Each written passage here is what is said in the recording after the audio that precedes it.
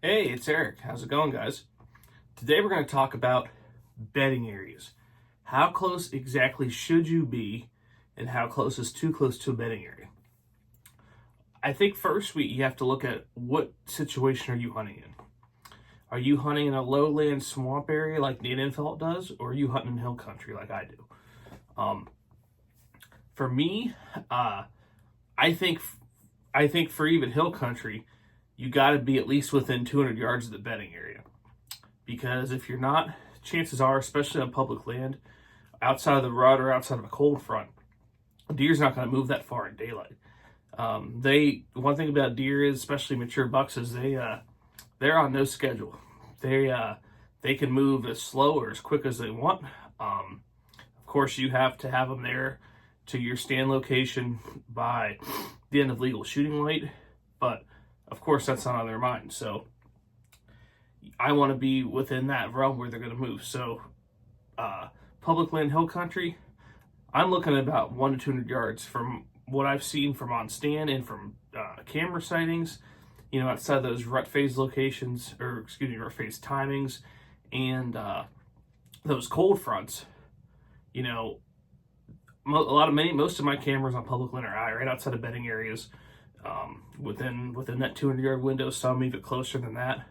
You're not getting them until the last 30 minutes of light on camera, and oftentimes the last 5-10 minutes of light, and sometimes not even to daylight within that window. So if you're outside that window, you're likely not close enough, in my opinion. Now, on that hill, those hill country settings where you can't quite sneak in as quietly as lowland swamp country,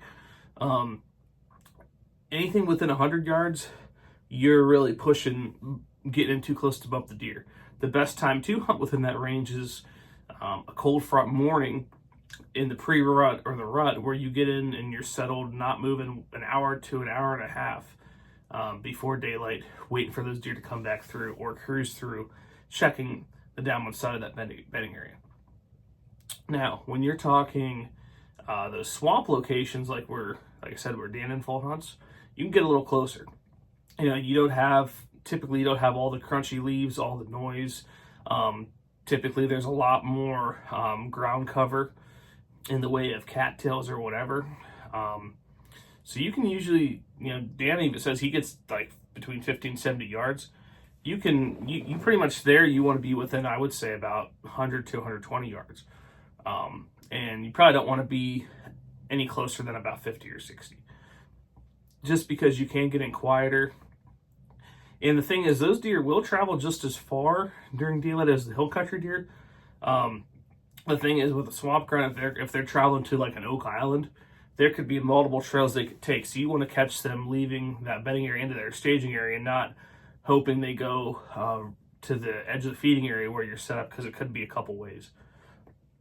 Now, typically with hill country, there's normally, they can leave their bedding area more ways than one, but if they're leaving the way you're set up, you should have a chance at them. But when you're hunting high pressure deer and areas where there's low amounts of food, you have to be close to that, relatively close to that bedding area.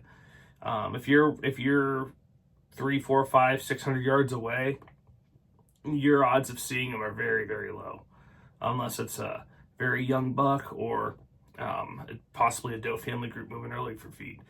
So that's my opinion. Like I said, for lowland swamp country, I would say 60 to 120 yards from bedding. And for hill country, 100 to 200 yards away from bedding.